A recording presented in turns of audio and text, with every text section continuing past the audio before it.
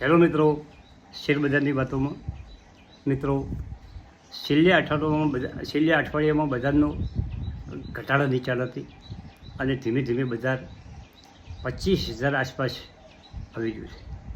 હવે મિત્રોની કોમેન્ટ હતી અને 2-3 કોમેન્ટો પણ લઈ લ્યા કે જાની સાગર જીઓ ફાઇનાન્સ વિશે વાત કરી છે કે કેવી કંપની છે. અને મિત્રો, આ કંપની 325 રૂપિયા ઉપર ચાલે છે અને 2 મહિના પહેલાં 2 કે 3 મહિના પહેલાં 200 જઈ અને પાછી દમદાર રિટર્ન કંપનીએ આપ્યું છે. શરૂઆતમાં 6 મહિના પહેલાં સારી વધી હતી, પરંતુ એમાં ખૂબ ઘટાડો આવ્યો અને હવે પાછી ધીમે ધીમે કંપની વધી ગઈ છે. કંપની લાયસન્સની પ્રક્રિયામાં 2 વર્ષમાં તમામ કામ કરી અને હવે કંપની કામ કરવા માટે ઇન્સ્યોરન્સ છે, મ્યુચ્યુઅલ ફંડ છે, એ રીતે ફાઇનાન્સ છે, એમાં આગળ વધી રહી છે. અને કંપનીનું માર્કેટ કેપ અત્યારે 2,06,985 કરોડે પહોંચી ગઈ છે. કંપની મોટી બની ગઈ છે અને રિલાયન્સની પેટા કંપની છે, એ જોરદાર કંપની છે અને એનું પીએ અત્યારે 128 ઉપર ચાલે છે.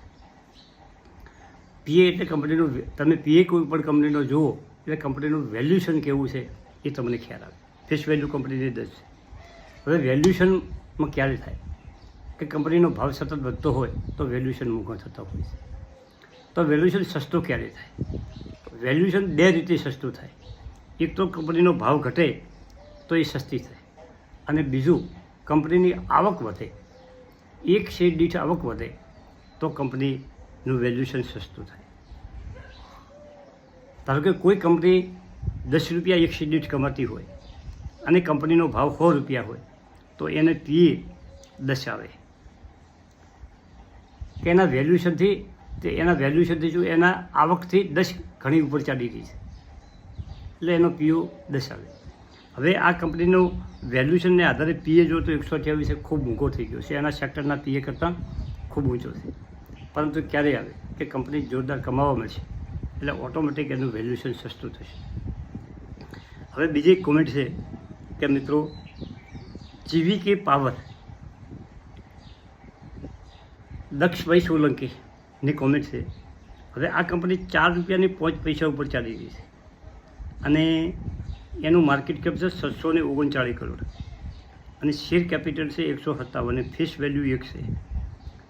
શેર કેપિટલ 157 છે અને ફેસ વેલ્યુ 1 છે એટલે 157 કરોડ શેર બહાર પાડ્યા છે. ખૂબ કંપનીએ શેર બહાર પાડ્યા છે અને કંપની 4 રૂપિયા ઉપર ચાલી રહી છે. હવે આ કંપનીનો પૂરેપૂરો અભ્યાસ કર્યા વગર આ કંપનીનો કોઈ અભિપ્રાય આપી શકાય એવું નથી. આ પેની સ્ટોક છે એટલે આપણે આગળના વિડીયોમાં કંપની વિશે ટોટલ માહિતી એકઠી કરી અને ઓનો એક વિડીયો બનાવીશું.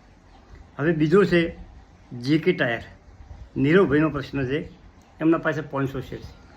મિત્રો, ટાયર કંપનીઓ આ શેર ખૂબ ઘટ્યો હતો અને ધીમે ધીમે વધી ગયો છે.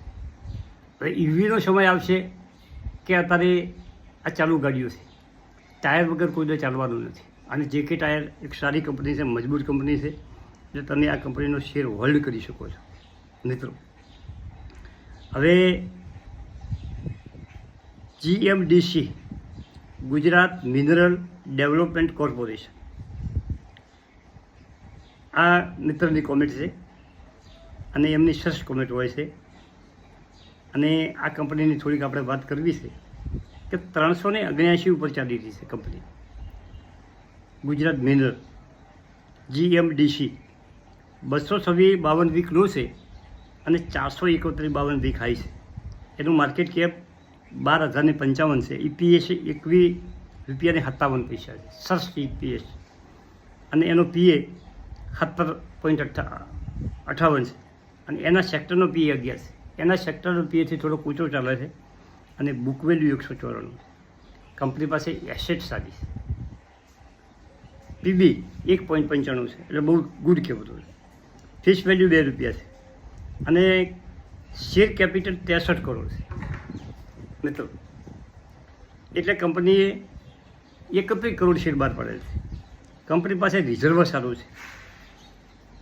રિઝર્વ અને સરપ્લસ 6,348 કરોડ છે અને ફિક્સ એસેટ 2,293 કરોડ છે. કંપની મજબૂત એસેટ સાથે કામ કરી રહી છે. રિઝર્વ પણ કંપની પાસે સારું છે અને આપણે એની હોલ્ડિંગની વાત કરીએ તો 74% હોલ્ડિંગ પ્રમોટર પાસે, ગુડ સાઇન છે.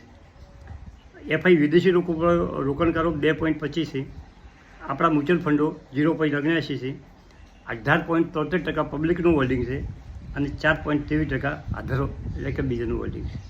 આ રીતની કંપની છે. આ જીએમડીસી કંપની ગુડ છે. શ્યામ વર્લ્ડ કરીને મિત્રની કોમેન્ટ છે અને આ મિત્ર ખૂબ કોમેન્ટો કરે છે, એમને ધન્યવાદ આપવા પડે અને એમનું નામ કોમેન્ટમાં દર્શાવે તો એમની નામ સાથે આપણે ઉલ્લેખ કરી શકીએ. હવે બીજી વાત કરવી છે પૈસાની.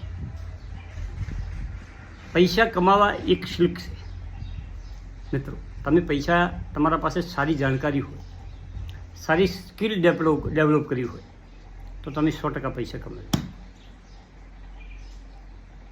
તમે સોશિયલ મીડિયાથી પણ પૈસા કમાવી શકો, યુટ્યુબમાંથી જઈને પૈસા જ કમાવી શકો, કોઈ ધંધો સારો જમાઈને પણ પૈસા કમાવી શકો. તમારા પાસે સ્કિલ હોવી જોઈએ પૈસા કમાવા માટે. પૈસા સંભાળવા એક ડિસિપ્લિન છે. પૈસા કમાવી તો શકાય પણ પૈસાને સંભાળવા બહુ કાઠા છે મિત્રો. તમે જો ડિસિપ્લિન પ્રમાણે હેડશો તો પૈસા સચવા છે. બાકી જો ડિસિપ્લિન તોડી દેશો અને જે કમાયેલા પૈસાને તમે આડે અવળે ખર્ચી નાખશો તો તમે પૈસા સાચવી શકશો નહીં. અને પૈસા વધારવા એ એક આર્ટ છે, એક કળા છે અને એ કળા પણ તમારે વસૂલ કરવી જોઈએ મિત્રો. આ તમારે યાદ રાખવાનું છે ખાસ કે પૈસા કમાવા એક સ્કિલ છે અને પૈસા સંભાળવા એ ડિસિપ્લિન છે અને પૈસા વધારવા એ એક કળા છે મિત્રો. આ શબ્દો તમે તમારા ગમે તમારી ડાયરીમાં લખી રાખો અને એને અનુસરો મિત્રો. હું ઘણી વખત સોશિયલ મીડિયામાં અમુક જોતો હોઉં છું, ગૂગલ પર કોઈ સર્ચ કરતો હોઉં છું અને સારી વસ્તુ મને લાગે એ હું નોટ કરી રાખું છું અને એને અનુસરવાની પ્રયત્ન કરતો હોઉં છું. આ ઉંમરે પણ સારું કોઈ જ્ઞાન આપતું હોય તો એને અનુસરું છું. તમે પણ જીવનમાં સારું જે વસ્તુ કોઈ કહેતું હોય એને ડેવલપ કરો, એને સમજો, સમજવાની કોશિશ કરો. તમને યાદ ન થયું તો તમે તમારી નોટમાં એને ઉતારી નાખો અને વારંવાર એને 2-3 વખત વાંચો, સમજો, સમજવાની કોશિશ કરો. પૈસો કમાવો એ ખૂબ મહત્ત્વનું, પરંતુ પૈસાને સંભાળવો એ પણ એનાથી અતિ મહત્ત્વનું. ઘણા માણસો ખૂબ કમાય છે પણ સંભાળી શકતા નથી, સંપત્તિ સંભાળી શકતા નથી, પૈસો સંભાળી શકતા નથી અને પૈસાની વેર વિખર કરી નાખે.